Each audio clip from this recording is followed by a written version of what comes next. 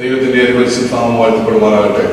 കടന്നു വന്ന എല്ലാവർക്കായിട്ടും എന്നെ ശ്രമിക്കുന്ന എല്ലാ പ്രിയപ്പെട്ടവർക്കായിട്ടും ദൈവത്തെ നന്ദിയോടെ സ്തുതിക്കുന്നു, സ്തോത്രം ചെയ്യുന്നു. എൻ്റെ പേര് തോമസ് മാത്യൂസ്. സുജിത്ത് എന്ന പേരിലും കൊച്ചുമോൻ എന്ന പേരിലും എന്നെ വിളിക്കാറുണ്ട്. പത്തനംതിട്ട ഡിസ്ട്രിക്റ്റിൽ മല്ലപ്പള്ളി താലൂക്കിൽ മോഡയിൽ ഫാമിലിയിലാണ് ഞാൻ ജനിച്ചു വളരുവാനായിട്ട് ഇടയായത്. എൻ്റെ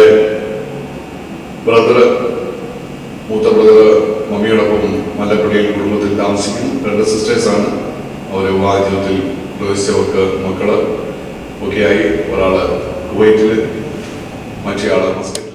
ഞങ്ങളുടെ ഫാമിലിയിലാണ് മോഡയിൽ ചാക്കോ മാണി തിരുമേനി, MC മാണി തിരുമേനി എന്ന് പറഞ്ഞ റിട്ടയർഡ് ബിഷപ്പ്, CSI സഭയിലെ തിരുമേനി ഞങ്ങളുടെ കുടുംബാംഗമാണ്. എൻ്റെ മമ്മിയുടെ ബ്രദറിൻ്റെ അളിയനാണ് സക്കറിയാസ് മാർ തിയോഫിലോസ് എന്ന മർത്തോമയിലെ തിരുമേനി. പിന്നെ ഇപ്പോൾ CSIയിലെ ബിഷപ്പ് തോമസ് കെ ഉമ്മൻ, മധ്യകേരള മഹായിടവയുടെ മോഡറേറ്ററായിട്ടിരിക്കുന്ന തോമസ് കെ ഉമ്മൻ എൻ്റെ മൂത്ത ബ്രദറിലോയുടെ യങ്ങർ ബ്രദറാണ്. ഇങ്ങനെയുള്ള ക്രിസ്തീയ ബാക്ക്ഗ്രൗണ്ടിലൊക്കെയാണ് ഞാൻ ജനിച്ച് വളർത്തപ്പെട്ടത്. ഞാൻ BSc മാത്സ് തിരുവല്ല മർത്തോമ കോളേജിൽ കംപ്ലീറ്റ് ചെയ്തതിന് ശേഷം ടെക്സ്റ്റൈൽ ടെക്നോളജി പഠിക്കുവാനായിട്ട് ട്രിവാൻഡ്രത്ത് പോയി. അവിടെ നിന്ന് കോളേജിൽ നിന്ന് ഫൈനൽ ഇയറിൽ 3-4 മാസമുള്ളപ്പോൾ ട്രാൻസ്ഫറായി കണ്ണൂർ പോയി. അങ്ങനെയാണ് കോഴ്സ് കംപ്ലീറ്റ് ചെയ്യുന്നത്. അങ്ങനെ ഒരു റാഗിങ്ങിൻ്റെ പ്രശ്നത്തിലൊക്കെ ഇടപെട്ട് ചില ഇഷ്യൂസൊക്കെ ഉള്ളതുകൊണ്ടാണ് അങ്ങനെ ഒരു ട്രാൻസ്ഫറൊക്കെ ലഭിക്കേണ്ടി വന്നത്. അത് കഴിഞ്ഞ് ഞാൻ നോർത്ത് ഇന്ത്യ പ്രദേശത്ത് ജോലിക്കായിട്ട് കടന്നുപോയി. സൂററ്റിലും ഡെമണിലുമൊക്കെ കുറച്ച് നാൾ വർക്ക് ചെയ്തു. എന്നാൽ ഏറ്റവും ഇമ്പോർട്ടൻ്റ് ആയിട്ടുള്ള ഒരു ഡേറ്റ് 1994 നവംബർ മാസം 26 എന്നുള്ളതാണ്. അന്ന് ഞാൻ യേശുവിനെ എൻ്റെ സ്വന്തം കർത്താവും രക്ഷിതാവുമായിട്ട് സ്വീകരിക്കുവാനായിട്ട് ഇടയായിത്തീർന്നു. ലോകപരമായിട്ട് മദ്യപാനത്തിലും വെറിക്കൂത്തിലും ഒക്കെയും സമയം ചെലവഴിച്ച് യാതൊരു സന്തോഷവും സമാധാനവും ലഭിക്കാതെ അലഞ്ഞുകൊണ്ടിരുന്ന ഒരു സാഹചര്യം എൻ്റെ ജീവിതത്തിലുണ്ടായി. എനിക്കുണ്ടായിരുന്ന നല്ല ഒരു ലുക്രേറ്റീവ് ജോബ് അത് നഷ്ടപ്പെട്ട് മറ്റൊരു ജോലിക്ക് വേണ്ടി ആഗ്രഹിച്ചു. അത് ലഭിച്ചില്ല. അങ്ങനെ എൻ്റെ മൂത്ത ജ്യേഷ്ഠൻ ഇൻഡോറിലുള്ളപ്പം അദ്ദേഹത്തിൻ്റെ കൂടെ ഞാൻ ചില മാസങ്ങൾ താമസിക്കുവാനായിട്ട് ഇടയായി. അങ്ങനെ ഇരിക്കുന്ന സമയത്ത് അവിടെ ഒരു കൺവെൻഷൻ മീറ്റിങ്ങിൽ പങ്കെടുക്കുവാനായിട്ട് എൻ്റെ ഒരു കൂട്ടുകാരൻ നിർബന്ധിച്ചു. ആ മീറ്റിങ്ങിൽ പങ്കെടുക്കുവാനായിട്ട് ഞാൻ കടന്നുപോയി. 4 ദിവസത്തെ മീറ്റിംഗ് ആയിരുന്നു. 2 ദിവസത്തെ മീറ്റിങ്ങിൽ ഞാൻ കടന്നുപോയി. 3-ാമത്തെ ദിവസം നവംബർ മാസം 26, 1994 അന്ന് ഞാൻ കർത്താവിന് വേണ്ടി സമർപ്പിക്കുവാനായിട്ട് ഇടയായി. സമർപ്പിച്ചു എന്ന് പറഞ്ഞാൽ അത് അത്ര പെട്ടെന്ന് പറഞ്ഞങ്ങ് തീരാൻ സാധിക്കത്തില്ലല്ലോ. 2 ദിവസങ്ങൾ ഞാൻ കൺവെൻഷൻ അറ്റൻഡ് ചെയ്യുമ്പോൾ 2000 വർഷങ്ങൾക്ക് മുമ്പ് കാൽവറിയിൽ തകർക്കപ്പെട്ട യേശുവിൻ്റെ കാര്യവും 2000 വർഷങ്ങൾക്ക് മുമ്പ് നടന്ന അനേക അത്ഭുതങ്ങളുമൊക്കെ പ്രാസംഗികൻ പറയുവാനായിട്ടിടയായി. അന്നേരം എല്ലാം എനിക്കൊരു ക്വസ്റ്റ്യനിങ് മെന്റാലിറ്റിയിൽ ഞാൻ ഇങ്ങനെ അദ്ദേഹത്തെ കേട്ടുകൊണ്ടിരിക്കുക. 2000 വർഷങ്ങൾക്ക് മുമ്പ് കാൽവറിയിൽ എന്ത് നടന്നാലെന്ത്, എന്തെല്ലാം അത്ഭുതങ്ങൾ നടന്നാലെന്ത്, ഇപ്പോൾ എൻ്റെ ജീവിതത്തിൽ എന്തെങ്കിലും മാറ്റം വരുത്തുവാൻ ഈ ദൈവത്തിന് കഴിയുമോ? പ്രാക്ടിക്കലായിട്ട് പ്രായോഗിക ജീവിതത്തിൽ എനിക്ക് എന്തെങ്കിലും മാറ്റം ലഭിക്കുമോ എന്നുള്ള ഒരു ചോദ്യചിഹ്നത്തോടു കൂടി ഞാൻ കഴിഞ്ഞ 2 ദിവസങ്ങളിലിരുന്നു. എനിക്ക് പ്രത്യേകിച്ച് ഒന്നും ലഭിച്ചില്ല. ഓരോ ദിവസവും 1 മണിക്കൂറത്തെ പ്രസംഗം കഴിയുമ്പോൾ അദ്ദേഹം സന്തോഷമുള്ള ദൈവമക്കൾക്ക് കരങ്ങളെ ഉയർത്തി ഹല്ലേലൂയ പറയാമെന്നും അതത് സ്ഥാനങ്ങൾ എഴുന്നേറ്റ് നിന്ന് കർത്താവിന് വേണ്ടി സമർപ്പിക്കാമെന്നും ഒക്കെ പറയുമ്പോൾ ആൾക്കാർ ചിലർ എഴുന്നേൽക്കുകയും സമർപ്പിക്കുകയൊക്കെ ചെയ്യുമ്പോൾ വളരെ പുച്ഛഭാവത്തോടെ ഞാൻ അവരെ ശ്രദ്ധിച്ചു കൊണ്ടിരുന്നു. എന്നാൽ ഉറക്കി അവരെ ഹല്ലേലൂയ പറയുമ്പോഴത്തേക്ക് എനിക്ക് ഓൾമോസ്റ്റ് ഞാൻ ഈ ഒരു ലെവലിലെത്തി. കാരണം എനിക്ക് ചോദിക്കാൻ തോന്നുക, നിങ്ങളുടെ ദൈവത്തിന് എന്താ ചെവി കേൾക്കാൻ മേലെ ഇത്രയും ഉറക്കെ ഹല്ലേലൂയ പറയേണ്ട ആവശ്യമുണ്ടോ? എല്ലാവരും കൈവോക്കുന്നതുകൊണ്ട് ഞാനും എൻ്റെ കൂട്ടത്തിൽ കൈവോക്കി ചുണ്ടനക്കി എന്നല്ലാതെ ആത്മാർത്ഥമായിട്ട് സ്തോത്രമോ ഹല്ലേലൂയ ഒന്നും പറയുവാൻ എനിക്ക് 2 ദിവസം സാധിച്ചില്ല. എന്നാൽ 3-ാമത്തെ ദിവസം ഈ മീറ്റിങ്ങിൽ ദൈവത്തിൻ്റെ പരിശുദ്ധാത്മാവ് എന്നോട് ഇടപെടണം എന്നുള്ളൊരു ആഗ്രഹം, അന്ന് പരിശുദ്ധാത്മാവൻ ഇടപെടണം എന്നൊന്നും പറയാൻ എനിക്കറിയത്തില്ല, എന്നാൽ ദൈവം എന്നോട് ഇടപെടണം എന്നൊരു ആഗ്രഹം എൻ്റെ ഉള്ളിലുണ്ടായിരുന്നു. 1 മണിക്കൂറത്തെ പ്രസംഗത്തിന് ശേഷം വീണ്ടും അദ്ദേഹം പറയുവാനായിട്ടിടയായി, ഇത്രയും നാളായിട്ട് കർത്താവിന് വേണ്ടി സമർപ്പിക്കാത്തവരുണ്ടെങ്കിൽ അതത് സ്ഥാനങ്ങൾ എഴുന്നേറ്റ് നിന്ന് കർത്താവിന് വേണ്ടി സമർപ്പിക്കാം. അപ്പോൾ ഏറ്റവും ഫ്രണ്ടിലായിട്ടിരിക്കുന്നത് കൊണ്ട് എനിക്ക് കുഞ്ഞുങ്ങളൊക്കെ ഇരിക്കുന്നതിൻ്റെ തൊട്ട് പിറകിലായിട്ട് ഞാൻ ഇരിക്കുക. അവിടെ നിന്ന് എഴുന്നേൽക്കുവാൻ എനിക്ക് താല്പര്യം തോന്നിയില്ല. കാരണം എന്നെ അറിയാവുന്ന പല ആൾക്കാരവിടെയുണ്ട്. എന്നാൽ ഇരിക്കുന്ന ഇരിപ്പിൽ നിങ്ങൾക്ക് വലത് കരങ്ങളെ ദൈവസന്നിധിയിൽ ഉയർത്താമെന്ന് പറഞ്ഞു. നിങ്ങൾക്ക് എഴുന്നേൽക്കുവാൻ പ്രയാസമുണ്ടെങ്കിൽ ഞാൻ അതിനും തയ്യാറായില്ല, കാരണം ഞാൻ കൈ ഉയർത്തിയാലും എന്നെ എല്ലാവരും ശ്രദ്ധിക്കുമെന്ന് ഞാൻ മനസ്സിൽ പറഞ്ഞു. അദ്ദേഹം വീണ്ടും പറയുകയാണ്, നിങ്ങൾക്ക് കൈകളെ ഉയർത്തുവാൻ പ്രയാസമുണ്ടെങ്കിൽ ഇരിക്കുന്ന ഇരിപ്പിൽ കണ്ണുകളെ അടയ്ക്കുക. അടുത്തത് പറയുന്ന ഒരു പക്ഷെങ്കിൽ ഒരു അല്പം എക്സാജറേഷൻ ആണോ എന്ന് തോന്നും. അന്നേരം എനിക്ക് വീണ്ടും കൈവെക്കുവാനും പ്രയാസം, കണ്ണടയ്ക്കുവാൻ പ്രയാസം എന്നുള്ള മനോഭാവത്തിൽ ഇരിക്കുമ്പോഴത്തേക്ക് അദ്ദേഹം പറയുന്നു, ഇനി നിങ്ങൾക്ക് കണ്ണടയ്ക്കുവാൻ ബുദ്ധിമുട്ടുണ്ടെങ്കിൽ ഇരിക്കുന്ന ഇരിപ്പിൽ നിങ്ങൾക്ക് കർത്താവിന് വേണ്ടി ഹൃദയങ്ങളെ വിട്ടുകൊടുക്കാം. നിങ്ങൾ എടുക്കുന്ന തീരുമാനത്തിൽ അങ്ങനെ തന്നെ നിൽക്കുമോ എന്ന് നോക്കി 6 മാസം കഴിഞ്ഞോ 1 വർഷം കഴിഞ്ഞോ അനുഗ്രഹിക്കുന്ന ദൈവമല്ല എൻ്റെ ദൈവം, ഞാൻ പ്രസംഗിക്കുന്ന ദൈവം. ഇന്ന് നിങ്ങൾ കർത്താവിന് വേണ്ടി സമർപ്പിച്ചാൽ right now you will be filled with heavenly peace. ഇപ്പോൾ സ്വർഗീയ സമാധാനത്താൽ ദൈവം നിങ്ങളെ നിറയ്ക്കും എന്ന് അദ്ദേഹം പറയുവാൻ തുടങ്ങി.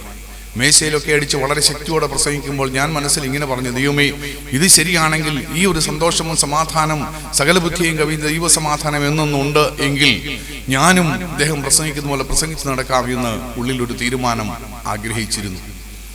അങ്ങനെ അദ്ദേഹം വളരെ വ്യക്തമായിട്ട് കൈ ഉയർത്തുവാൻ പ്രയാസമുണ്ടെങ്കിൽ, കണ്ണടയ്ക്കുവാൻ പ്രയാസമുണ്ടെങ്കിൽ ഇരിക്കുന്ന ഇരിപ്പിൽ കർത്താവിന് വേണ്ടി സമർപ്പിക്കാം എന്ന് പറഞ്ഞപ്പോൾ ഞാൻ എൻ്റെ അഹങ്കാരം എല്ലാം വെടിഞ്ഞിട്ട് ഞാൻ എന്നെ തന്നെ താഴ്ത്തി ദൈവകരങ്ങളിലോ ഏൽപ്പിച്ചു. അന്നേരം ഇദ്ദേഹം പറഞ്ഞതുപോലെ അങ്ങനെ വലിയൊരു ഭാരം എന്നിൽ നിന്ന് ഒഴിഞ്ഞു പോയതായിട്ട് എനിക്ക് അനുഭവപ്പെടുവാനിടയായി. ഞാനത് പറയുമ്പോൾ ഇപ്രകാരം പറയുവാൻ ശ്രമിക്കും. നമ്മളൊരു റെയിൽവേ സ്റ്റേഷനിലൊക്കെ പോകുമ്പോൾ അവിടെ നിന്ന് അടുത്ത പ്ലാറ്റ്ഫോമിലോട്ട് കിടക്കാൻ 2 കൈയിലും വലിയ പെട്ടിയൊക്കെ പിടിച്ചുകൊണ്ട് ഒരു ഷോൾഡർ ബാഗും ഒക്കെ ഇട്ട് വളരെ പ്രയാസപ്പെട്ട് നടന്ന് നീങ്ങി ഇടയ്ക്ക് നമ്മുടെ പ്ലാറ്റ്ഫോമിൽ എത്തുന്നതിന് അല്പം മുമ്പ് വീണ്ടും പെട്ടികൾ 2 താഴെ ഒന്ന് വെച്ചിട്ട് ഒന്ന് റിലാക്സ് ചെയ്ത് എന്നൊക്കെ ഒന്ന് വെച്ചാൽ എന്താണ്, ഒന്നുമല്ല. അങ്ങനെ ഞാൻ പറഞ്ഞു, വലിയൊരു ഭാരം എന്നെ വിട്ടുപോയിട്ട് വലിയൊരു സമാധാനം എനിക്ക് ലഭിക്കുവാനിടയായി. എൻ്റെ ആദ്യത്തെ ആത്മാർത്ഥമായിട്ടുള്ള പ്രാർത്ഥന എന്തായിരുന്നെന്ന് അറിയാമോ? ഇനി എത്രയും പെട്ടെന്ന് ഈ മീറ്റിംഗ് കഴിയണം, കാരണം ഈ കരങ്ങളെ ഉയർത്തി ഹല്ലേലൂയ പറയുന്ന സമയം വരട്ടെ എന്ന് ഞാൻ ആത്മാർത്ഥമായിട്ട് ആഗ്രഹിച്ചു. കഴിഞ്ഞ ദിവസം വരെ നിങ്ങളുടെ ദൈവത്തിന് ചെവി കാക്കാൻ മേലെ എന്നിവരെയും ചോദിക്കുന്ന സാഹചര്യത്തിലിരുന്ന എനിക്ക് ഇപ്പോൾ അക്ഷമനായിട്ടിരിക്കുകയാണ്. കാരണം എൻ്റെ ഉള്ളിൽ അനുഭവിക്കുന്ന ഈ സ്നേഹം, ഈ ഒരു സമാധാനം എനിക്ക് എക്സ്പ്രസ് ചെയ്യുവാൻ എന്തോ മറ്റു മാർഗമില്ലാത്തതുപോലെ ഞാൻ അങ്ങനെ ആത്മാർത്ഥമായിട്ട് പ്രാർത്ഥിച്ചു. അദ്ദേഹം മീറ്റിംഗ് ക്ലോസ് ചെയ്യുന്ന സമയത്ത് പറഞ്ഞ സന്തോഷമുള്ളവർക്ക് കരങ്ങളെ ഉയർത്തി 3 ഹല്ലേലൂയ പറയാം. അന്ന് ഞാൻ 3 ഹല്ലേലൂയ പറഞ്ഞ് കോളേജിൽ മുദ്രാവാക്യം വിളിക്കുവാനോ സമരത്തിനോ ഒന്നും ഇത്രയും വെച്ച് ഇതുവരെ ഞാൻ ശബ്ദമെടുത്ത് പറഞ്ഞിട്ടുണ്ടാവില്ല. അങ്ങനെ 3 ഹല്ലേലൂയ വെടിപൊട്ടിക്കുന്ന പോലെ ഞാൻ പറഞ്ഞു. ഏതാണ്ട് ഒരു 300 പേരോളം വരുന്ന ഓഡിയൻസ് എല്ലാവരും എന്നെ ശ്രദ്ധിക്കുവാനായിട്ട് ഇടയായി തീർന്നു. എന്തോ ഇവനിൽ സംഭവിച്ചു. ചിലർ വിചാരിച്ചു കാണും ഒരു പക്ഷെങ്കിൽ വല്ല മദ്യപിച്ച് ലക്കില്ലാതെ വല്ലതും പറയുകയായിരിക്കാം എന്ന് ചിന്തിച്ചവരും ഒരു പക്ഷേ എങ്കിൽ ഉണ്ടായിരിക്കാം. എന്നാൽ എനിക്ക് ഈ 3 ഹല്ലേലൂയ പറഞ്ഞു കഴിഞ്ഞപ്പോൾ ഞാൻ പറയട്ടെ, അന്ന് 94-ൽ നവംബർ 26-ന് ലഭിച്ച ഒരു സമാധാനം, അന്നേരം എന്നിൽ അനുഭവിച്ചതായിട്ടുള്ള ആ സമാധാനം ഇന്ന് വരെയും എന്നെ വിട്ടുമാറിയിട്ടില്ല എന്ന് പറയുന്നതിൽ യാതൊരു അതിശയോക്തിയുമില്ല. അനുഭവിക്കുന്ന ദൈവമക്കൾക്കായിട്ട് ഞാൻ ദൈവത്തെ നന്ദിയോടെ സ്തുതിക്കുക. അങ്ങനെ ഹല്ലേലൂയ കുറച്ച് നാളുകൾക്ക് ശേഷം ഞാൻ ഏതാണ്ട് 1-2 മാസങ്ങൾക്ക് ശേഷം ഞാൻ നാട്ടിലേക്ക് മടങ്ങി. അപ്പോൾ ഞാൻ മമ്മിക്കൊക്കെ ഒരു എഴുത്തെഴുതി, ഇന്ന പോലെ ഞാൻ കർത്താവിന് വേണ്ടി സമർപ്പിച്ചു, ഇനി ഫുൾ ടൈം കർത്താവിൻ്റെ വേലയ്ക്ക് വേണ്ടി ഞാൻ പോവുകയാണ് എന്നെല്ലാം പറഞ്ഞപ്പോൾ എൻ്റെ മദർ പറഞ്ഞു, അങ്ങനെ ഫുൾ ടൈമിന് വേണ്ടി ഇപ്പോൾ പോകുകയൊന്നും വേണ്ട, ജോലിയോടനുബന്ധിച്ച് ഉള്ള സുവിശേഷ വേല മതി. മമ്മിയെ ഞാൻ ചെറുതാക്കി പറയുകയല്ല, എൻ്റെ അമ്മയുടെ 15 വർഷത്തെ ആത്മാർത്ഥമായ പ്രാർത്ഥനയുടെ ഫലമായിട്ടാണ് ഞാൻ ദൈവകൃപയിൽ വരുവാൻ ഇടയായിത്തീർന്നത്. എന്നാൽ എൻ്റെ കഴിഞ്ഞ കാലങ്ങളിലെ സാക്ഷ്യമില്ലായ്മ കൊണ്ട് എൻ്റെ അമ്മയ്ക്ക് എന്നെ വിശ്വസിക്കുവാൻ പ്രയാസമുണ്ട്. അപ്പം ഞാൻ ട്രെയിനിൽ വരുമ്പോൾ ഞാൻ പ്രാർത്ഥിച്ച്, കർത്താവേ, മമ്മിയോട് വാക്കുകൾക്ക് എനിക്ക് പറഞ്ഞു മനസ്സിലാക്കുവാൻ അതിൻ്റെതായിട്ടുള്ള പരിമിതിയുണ്ട്, എന്നാൽ മമ്മിക്ക് എന്നെ വിശ്വസിക്കുവാനായിട്ട് നീ എന്തെങ്കിലും ഒരു അത്ഭുതം ചെയ്യണം എന്ന് പ്രാർത്ഥിച്ച് ആഗ്രഹിച്ചു പോന്നു. ദൈവം എന്നോട് വ്യക്തമായിട്ട് ഇടപെട്ടു. ദൈവത്തിൻ്റെ പരിശുദ്ധാത്മാവ് എന്നോട് പറഞ്ഞു, അത് ഞാൻ ചെയ്യും. ഞാൻ ആ ഭവനത്തിൽ വന്നു. അന്ന് എൻ്റെ മദറിന് ഭയങ്കരമായിട്ടുള്ള മുട്ടിന് വേദനയുള്ള സമയമാണ്. കലശലായ മുട്ടിന് വേദന, മുട്ടിനുണ്ട്, നല്ല നീരുണ്ട്, ഒരു വലിയൊരു കരിക്കിൻ്റെ പോലെ കാലങ്ങനെ നീര് കെട്ടിയിരിക്കുക. അപ്പോൾ വൈകിട്ട് പ്രാർത്ഥിക്കുമ്പോൾ ഞാൻ ചോദിച്ചു, മമ്മി കാലിന് ഇത്രയ്ക്ക് നീരുണ്ടായിട്ട് പ്രാർത്ഥിച്ചില്ലേ എന്ന് ചോദിച്ചു. ഉടനെ പിന്നെ പ്രാർത്ഥിക്കാതിരിക്കുമോ എന്ന് ഇങ്ങനെ പറഞ്ഞു. കാരണം ഇപ്പോൾ ഒരു പ്രാർത്ഥനക്കാരൻ വന്നിരിക്കുന്നു എന്നുള്ള മനോഭാവം. പക്ഷെങ്കിൽ പെട്ടെന്ന് എനിക്ക് തോന്നി കരം വെച്ച് പ്രാർത്ഥിക്കണം. കാരണം ബൈബിളിൽ അങ്ങനെ എഴുതിയിരിക്കുന്നു. അങ്ങനെയെങ്കിൽ നമ്മൾ പ്രാർത്ഥിച്ചാൽ എന്തുകൊണ്ട് സംഭവിക്കുന്നില്ല എന്ന് ഞാൻ ആഗ്രഹിച്ച് അവിടെ പ്രാർത്ഥിച്ചപ്പോൾ എൻ്റെ മാവിയുടെ മോളും അന്ന് അവിടെയുണ്ട്, മമ്മിയും വേറെ ആരും ഉള്ളതായിട്ട് എനിക്ക് ഓർമ്മയില്ല. ഞാൻ മുട്ടിൽ മേൽ കൈവച്ച് പ്രാർത്ഥിച്ചു. യേശുവിൻ്റെ നാമത്തിൽ വർഷങ്ങളായിട്ട് എൻ്റെ മമ്മിയെ അലട്ടിക്കൊണ്ടിരിക്കുന്ന മുട്ടിന് വേദനയിൽ പരിപൂർണമായിട്ടുള്ള സൗഖ്യം ഞാൻ കൽപ്പിക്കുകയാണ്. നീ എനിക്ക് തന്നിരിക്കുന്ന ആത്മീയ അധികാരത്തിൽ നിന്റെ മകളെ ഞാൻ വിടുവിച്ച് പ്രാർത്ഥിക്കുന്നു എന്ന് ഒരു പ്രാർത്ഥന പ്രാർത്ഥിച്ച് ആമേൻ പറഞ്ഞ് എഴുന്നേറ്റു.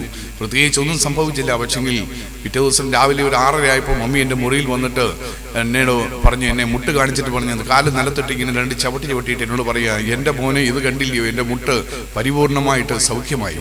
പെട്ടെന്ന് ദൈവത്തിൻ്റെ പരിശുദ്ധാത്മാവിനോട് പറഞ്ഞു, ഞാൻ നിന്നോട് ട്രെയിനിൽ വെച്ച് പറഞ്ഞില്ലേ നിന്റെ അമ്മയോട് ഞാനൊരു അടയാളം ചെയ്യുമെന്ന്, ഇതാണ് ആ അടയാളമാണ്. അങ്ങനെ എൻ്റെ മദറിന് മനസ്സിലായി, ഞാൻ ദൈവത്താൽ വിളിക്കപ്പെട്ടവനാണ്, തിരഞ്ഞെടുക്കപ്പെട്ടവനാണ്. എല്ലാ മഹത്വവും ഞാൻ ദൈവത്തിന് കൊടുക്കുക. ആദ്യത്തെ എൻ്റെ ആ സാഹചര്യങ്ങളിൽ ഈ ഒരു അനുഭവം എന്ന് പറയുന്നത് എനിക്ക് വലിയൊരു ഉത്തേജനമായിരുന്നു. ഹല്ലേലൂയ, എല്ലാ മഹത്വവും ഞാൻ കർത്താവിന് കൊടുക്കുന്നു. അങ്ങനെ ഹല്ലേലൂയ, ഞാൻ 2000 പിന്നെ ചില വർഷങ്ങൾ കഴിഞ്ഞു. കുവൈറ്റിൽ ഞാൻ ജോലിയോടനുബന്ധിച്ച് കടന്നുപോയി. 1996 ഞാൻ ജോലിക്കായിട്ട് കുവൈറ്റിൽ പോകുവാനിടയെ. അതിനു മുമ്പ് ഒരു 6-7 മാസം വിവിധ ഗൾഫ് രാജ്യങ്ങളുണ്ടായിരുന്നു, മസ്കറ്റിലും കുവൈറ്റിലും എല്ലാം.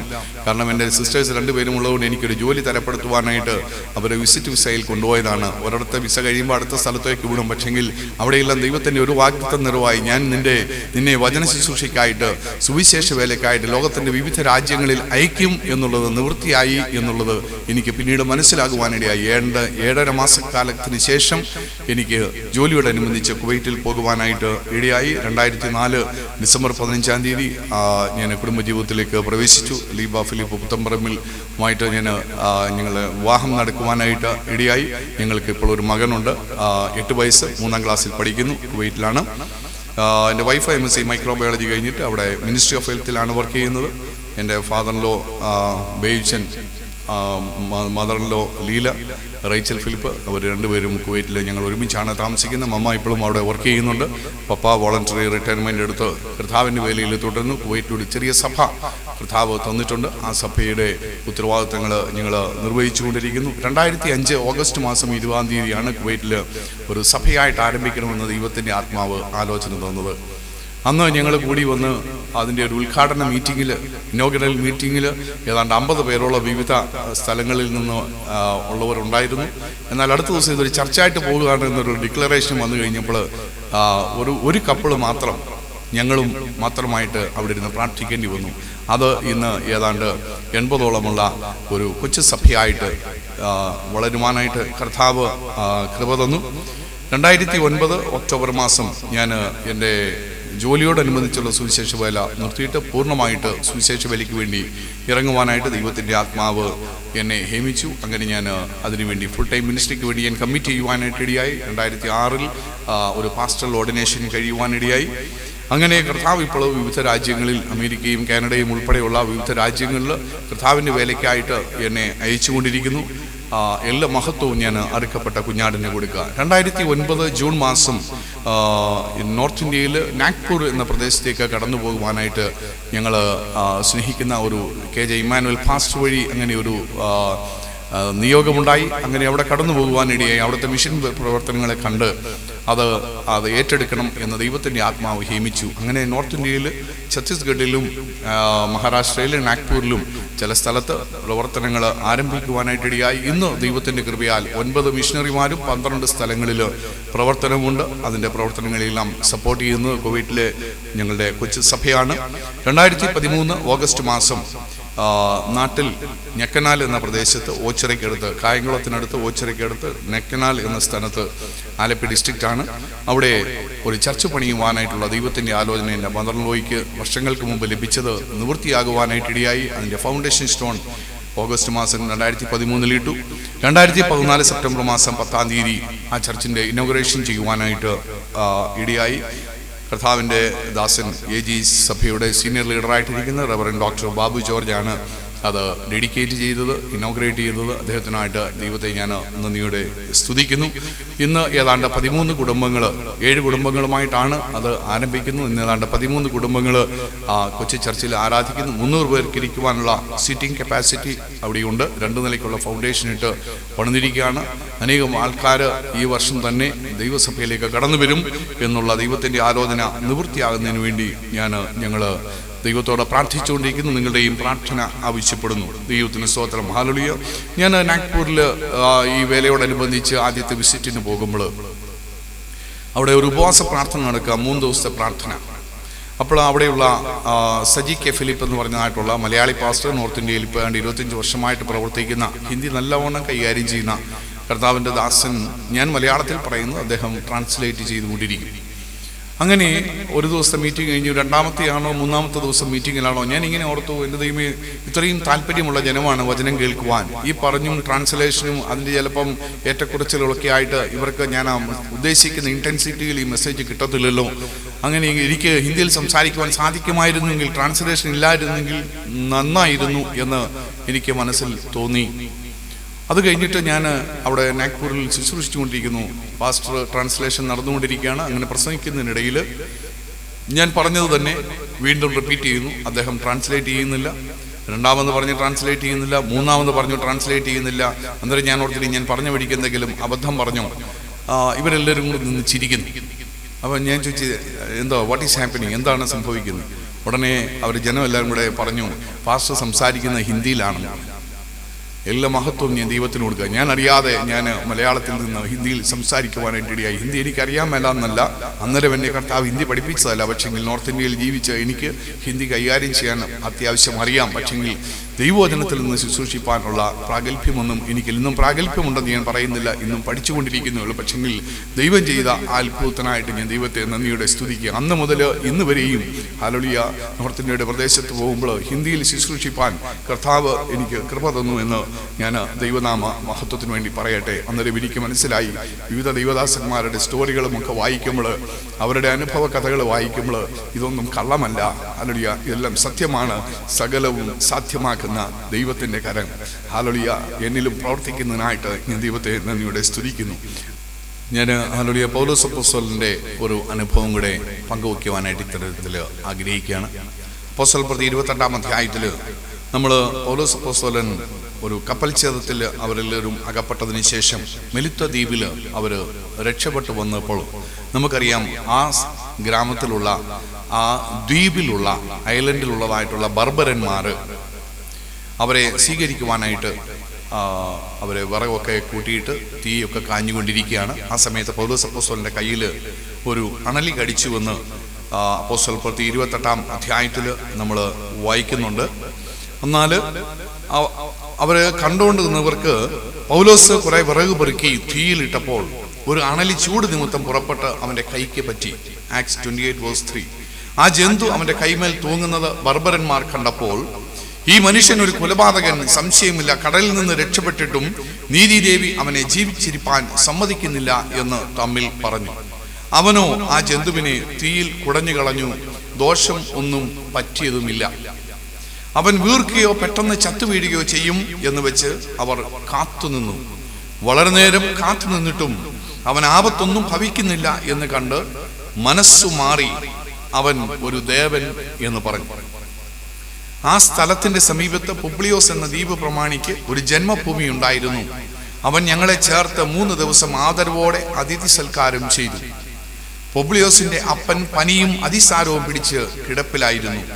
പൗലോസ് അവന്റെ അടുക്കൽ അകത്തു ചെന്ന് പ്രാർത്ഥിച്ച് അവന്റെ മേൽ കൈവച്ച് സൗഖ്യം വരുത്തി. ഈ സംഭവിച്ച ശേഷം ദ്വീപിലെ മറ്റു ദീനക്കാരും വന്ന് സൗഖ്യം പ്രാപിച്ചു. അവരും ഏറിയ സമ്മാനം തന്ന് ഞങ്ങളെ മാനിച്ചു. ഞങ്ങൾ കപ്പൽ കയറുന്ന സമയം ആവശ്യമുള്ളത് കയറ്റി തന്നു. അപ്പം ഈ ദ്വീപിലെ ആൾക്കാർ, അവർ ബർബരന്മാർ എന്ന് പറഞ്ഞാൽ അതിൻ്റെ അർത്ഥം അവർ വേറെ ഭാഷക്കാരായിരുന്നു. ഇവർ തമ്മിൽ ആശയവിനിമയം നടത്തുവാൻ അവർക്ക് അറിയാവുന്ന ഒരു കോമൺ ലാംഗ്വേജ് ഇല്ല. ആംഗ്യ ഭാഷ മാത്രമേ അവർക്ക് കൈകാര്യം ചെയ്യുവാൻ സാധിക്കുന്നുള്ളൂ. ഇവർ തമ്മിൽ പരസ്പരം എന്തെങ്കിലും കമ്മ്യൂണിക്കേറ്റ് ചെയ്യണമെങ്കിൽ. ആ സാഹചര്യത്തിൽ പൗലോസ് അപ്പോസ്തലന്റെ ദേഹത്ത് കയ്യിൽ ഒരു അണലി കുത്തിയപ്പോൾ 2 കൂട്ടർക്കും അറിയാവുന്ന ഒരു കാര്യമുണ്ട്, പാമ്പ് കടിച്ചാൽ അത് വിഷമാണ്. ബർബരന്മാർ നോക്കി നിന്ന് അവൻ എന്തെങ്കിലും ആപത്ത് സംഭവിക്കും. പക്ഷെങ്കിൽ ഇന്ന് വരെ അവരുടെ ചരിത്രത്തിൽ ഈ വൈപ്പർ കടിച്ചിട്ട്, ഈ അണലി കടിച്ചിട്ട് ജീവനോടെ ശേഷിച്ച ഒരു മനുഷ്യനും ഇല്ലാതെ ഇരിക്കുമ്പോൾ നിമിഷങ്ങൾക്ക് ഇവൻ ചത്തു വീഴുമെന്നും കൊണ്ട് നോക്കിക്കിരുന്നു. പൗലോസ് അപ്പോസ്തലന്റെ മരണം കാത്തു നിന്നു, പ്രതീക്ഷിച്ചു നിന്നു. പക്ഷെങ്കിൽ ഒന്നും സംഭവിച്ചില്ല. അവനൊന്നും സംഭവിക്കുന്നില്ല എന്ന് കണ്ടപ്പോഴത്തേക്ക് ആൾക്കാർ പറഞ്ഞു, ഇവന് വാസ്തവത്തിൽ ഒരു ദേവൻ എന്ന് പറഞ്ഞ് ഹല്ലേലൂയ. ആ സമയത്ത് നമ്മൾ കാണുന്നു, ആ ദ്വീപിന്റെ പ്രമാണി അദ്ദേഹം അസുഖമായിട്ട് കിടക്കുക. ഒരു പക്ഷെങ്കിൽ അല്ലെങ്കിൽ ട്രീറ്റ്മെന്റിലൂടെ സൗഖ്യം ലഭിക്കാതെ ഇരിക്കുന്നു. ആ സാഹചര്യത്തിൽ പൗലോസ് അപ്പോസ്തലൻ അവിടെ കടന്നു ചെല്ലുന്നു. ഇവർ വിളിച്ചുകൊണ്ട് അവിടെ പോവുക. കാരണം ഇത്തരത്തിലുള്ള മനുഷ്യൻ ഒരു സാധാരണക്കാരനല്ല, ഇവനിൽ എന്തോ ഒരു അത്ഭുത ശക്തി ഉണ്ട് എന്ന് ബർബരന്മാർക്ക് മനസ്സിലായപ്പോൾ പൗലോസ് അപ്പോസ്തലനെ വിളിച്ചുകൊണ്ട് ആ ദ്വീപിലെ പ്രമാണിക്ക്, ആ ടോപ്പ് അതോറിറ്റിയുടെ അടുക്കൽ വിളിച്ചുകൊണ്ട് പോകുവാനിടയായി. പൗലോസ് അവന് വേണ്ടി പ്രാർത്ഥിച്ചു. പുബ്ലിയോസിന് സൗഖ്യം വന്നു. അത് കണ്ടുകൊണ്ട് മറ്റു ദീനക്കാരും ആ ഐലൻഡിൽ നിന്ന്, ദ്വീപിൽ നിന്ന് അനേക ദീനക്കാർ വന്ന് സൗഖ്യം പ്രാപിച്ചു.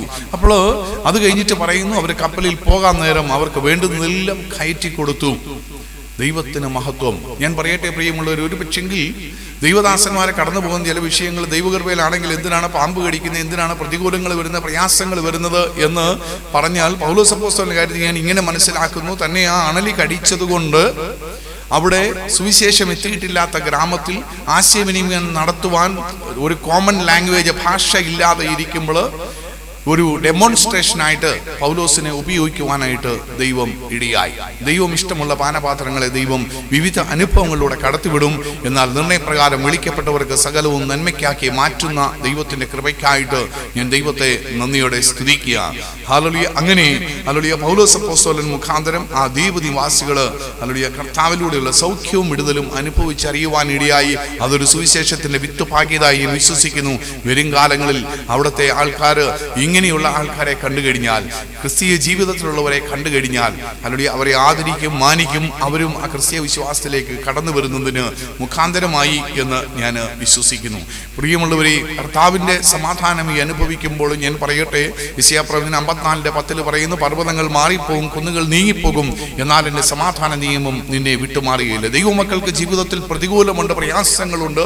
പക്ഷെങ്കിൽ ഒരു കാര്യമുണ്ട്, ദൈവത്തിന്റെ സമാധാന നിയമം നമ്മളെ വിട്ടുമാറുകയില്ല എന്ന് നമ്മളോട് കരുണയുള്ള യഹോവ അരുളി ചെയ്യുന്നു. യെശയ്യാപ്രവചനം 43 അധ്യായത്തിൽ നമ്മൾ തുടക്കത്തിൽ വായിക്കുന്നുണ്ട്, വെള്ളത്തിൽ കൂടി കടക്കുമ്പോൾ ഞാൻ നിന്നോട് കൂടെ ഇരിക്കും, നദികളിൽ കൂടി കടക്കുമ്പോൾ അത് നിന്നെ കവിഞ്ഞൊഴുകയില്ല, അഗ്നിജ്വാല നിന്നെ ദഹിപ്പിക്കുകയില്ല, നീ തീയിൽ കൂടി കടന്നാൽ വെന്തുപോകയില്ല. ഇതിലൂടെ എല്ലാം കടക്കുന്ന അനുഭവം, ഇതെല്ലാം ഒരു ട്രാൻസിറ്റ് ആണ്. അല്പനേരം ഇതിലൂടെയൊക്കെ കടന്നു പോകേണ്ട സാഹചര്യങ്ങൾ വരും. അവിടെ ആരും ക്യാമ്പ് ചെയ്യുവാൻ പറയുന്നില്ല, അവിടെ ആരും താമസിക്കുവാൻ പറയുന്നില്ല. അതിലൂടെ കടക്കുമ്പോൾ, തീയിലൂടെ കടക്കുമ്പോൾ, വെള്ളത്തിൽ കൂടി കടക്കുമ്പോൾ അങ്ങനെയുള്ള അനുഭവം ദൈവമക്കൾക്കുണ്ടാകാം. എന്നാൽ ഞാനോ ലോകാവസാനത്തോളം എല്ലാ നാളും നിങ്ങളോട് കൂടെ ഇരിക്കും എന്ന് പറഞ്ഞ ദൈവിക വാഗ്ദത്തത്തിനായിട്ട് ഞാൻ ദൈവത്തെ നന്ദിയോടെ സ്തുതിക്കുക. ഹല്ലേലൂയ. ഫിലിപ്പിയ ലേഖനം 4 അധ്യായത്തിന്റെ 7 വാക്യത്തിൽ ഇങ്ങനെ എഴുതിയിട്ടുണ്ട്, സകല ബുദ്ധിയെയും കവിയുന്ന ദൈവസമാധാനം, the peace that surpasses all our understanding. വാസ്തവത്തിൽ അത് വളരെ സത്യമാണ്. ജീവിതത്തിന്റെ ഏത് പ്രതികൂലത്തിലൂടെ പോയാലും സകല ബുദ്ധിയെയും കവിയുന്ന ദൈവസമാധാനം അനുഭവിപ്പാൻ, ഹല്ലേലൂയ, അത് നൽകുവാൻ ഹല്ലേലൂയ ദൈവം വിശ്വസ്തനാണ്. എന്നെ കേൾക്കുന്ന പ്രിയമുള്ളവരെ, ഹല്ലേലൂയ, നിങ്ങൾ ആരെങ്കിലും ഒരു പക്ഷെങ്കിൽ ഒരു കാലത്ത് മദ്യപാനത്തിലും വെറിക്കൂത്തിലും കാമാർത്തുകളിലും എല്ലാം സമയം ചെലവഴിച്ചിട്ട് ഇതുവരെയും സന്തോഷവും സമാധാനവും അനുഭവിക്കാത്ത ആരെങ്കിലും വ്യക്തിജീവിതം എന്നെ കേൾക്കുന്നു എങ്കിൽ, ഹല്ലേലൂയ, എനിക്ക് ജീവിതത്തിൽ വരുത്തിയ രൂപാന്തരം ഹല്ലേലൂയ നിങ്ങളുടെ ജീവിതത്തിലും ഉണ്ടാകുവാൻ കർത്താവ് ആഗ്രഹിക്കുകയാണ്. മുമ്പ് എന്നെ കണ്ടു കഴിഞ്ഞാൽ ഭയാനകമായ മുഖമായിരുന്നു എനിക്കുണ്ടായിരുന്നതെങ്കിൽ, ഹല്ലേലൂയ, ഇപ്പോൾ എന്നെ കണ്ടാൽ ഹല്ലേലൂയ അങ്ങനെ ഭയക്കേണ്ട ആവശ്യമില്ല. ഹല്ലേലൂയ, അവങ്കിലേക്ക് നോക്കി ഒരു പ്രകാശിതരായി അവരുടെ മുഖം ലജ്ജിച്ചു പോയതുമല്ല. നമുക്ക് ഈ ആയുസ്സിൽ ജീവിച്ചിരിക്കുമ്പോൾ കർത്താവിന് വേണ്ടി സമർപ്പിപ്പാൻ, ജീവിപ്പാൻ കർത്താവ് നമുക്ക് കൃപ തരട്ടെ. അവനെ കൈക്കൊണ്ട് അവന്റെ നാമത്തിൽ വിശ്വസിക്കുന്ന ഏവർക്കും ദൈവമക്കൾ ആകുവാൻ അധികാരം കൊടുത്തു. ഹല്ലേലൂയ. ഏവർക്കും എന്ന് പറഞ്ഞാൽ അത് inclusive of all the caste, creed and denomination. എല്ലാ തരത്തിലുള്ള ആൾക്കാർ, നാമമാത്ര ക്രിസ്ത്യാനിയായിട്ട് ജീവിപ്പാനല്ല. ഞാൻ ഹല്ലേലൂയ അപ്പൻ ജേക്കബിന്റെയും അമ്മ സൂസന്റെയും മകനായിട്ട് ജനിച്ചുകൊണ്ട് തോമസ് മാത്യൂസ് എന്ന റേഷൻ കാർഡിൽ ക്രിസ്ത്യൻ എന്ന് എഴുതും. പക്ഷെങ്കിൽ ദൈവവചന പ്രകാരം ക്രിസ്ത്യൻ ആകണമെങ്കിൽ അവൻ യേശുവിനെ കർത്താവ് നിശ്ചയമായിട്ട് ഹൃദയത്തിൽ സ്വീകരിച്ച് ഹൃദയം കൊണ്ട് വിശ്വസിച്ച് വായി കൊണ്ട് ഏറ്റുപറയണം. അങ്ങനെയുള്ളവർക്ക് ഈ ദൈവിക സമാധാനം ദൈവത്തിന്റെ ദാനമാണ്. രക്ഷ എന്ന് പറയുന്നത് it's A gift from God. അത് ദൈവത്തിന്റെ ദാനമാണ്. യാതൊരു പ്രവൃത്തികളും അതിന് കാരണമല്ല. കൂദാശകൾ കൊണ്ടോ കർമ്മങ്ങൾ കൊണ്ടോ ഒന്നും സ്വർഗരാജ്യത്തിൽ എത്തുവാൻ നമുക്ക് സാധ്യമല്ല. ഒരിക്കൽ മരിക്കുകയും പിന്നെ ന്യായവിധിയും മനുഷ്യർക്ക് നിയമിച്ചിരിക്കാലെന്ന് പൗലോസ് അപ്പോസ്തലൻ ഹീബ്രൂസ് ഹെബ്രായ ലേഖനം 9:27 പറയുന്നത് പോലെ, ദൈവത്തിന്റെ സ്വന്തം എന്നെ കേൾക്കുന്ന പ്രിയമുള്ളവരെ, ഹല്ലേലൂയ, എന്നെ ശ്രമിച്ച എല്ലാ ദൈവമക്കൾക്കായിട്ട് ഞാൻ ദൈവത്തെ നന്ദിയോടെ സ്തുതിക്കുന്നു. ഇതുവരെയും ലോകപരമായിട്ട് മാത്രം ജീവിച്ചുകൊണ്ടിരിക്കുന്ന ആരെങ്കിലും സമാധാനമില്ലാതെ അലയുന്നുവെങ്കിൽ ഞാൻ പറയട്ടെ, മദ്യപാനമില്ലാതെ, വെറിക്കൂത്തുകളില്ലാതെ, ഹല്ലേലൂയ, അനാപത്തെ ചെലവുകളില്ലാതെ ദൈവസന്നിധിയിൽ നിന്ന് ഫ്രീ ആയിട്ട് സന്തോഷവും സമാധാനവും നൽകുവാൻ എന്നെ വിളിച്ച ഈ ദൈവം വിശ്വസ്തനാണ്.